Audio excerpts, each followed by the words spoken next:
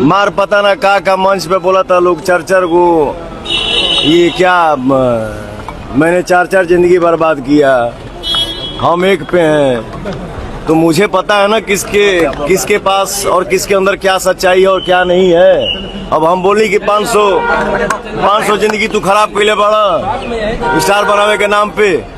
तो चलिए, हम कुछ बोलना नहीं चाहते हैं ज्यादा, आराम से बैठेंगे, बात करेंगे। छी छी छी, खेसारी लाल यादव पे भयंकर दाग लगाए हैं पवन सिंह। बोले हैं कि 500 कलाकार को काम देने के बहाने खेसारी लाल यादव, बाद बाकी तो आप लोग समझ ही रहे हैं।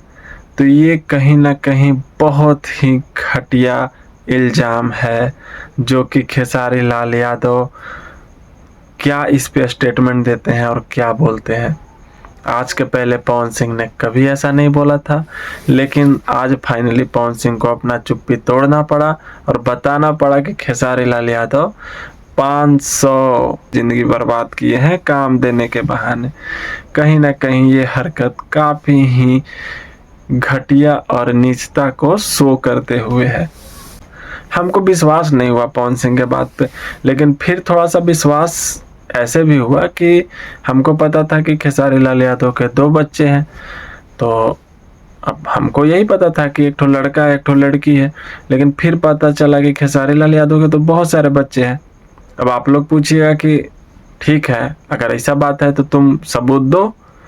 तो सबूत चाहिए ना, सबूत चाहिए तो मेरा कमेंट बॉक्स में देख लीजिए।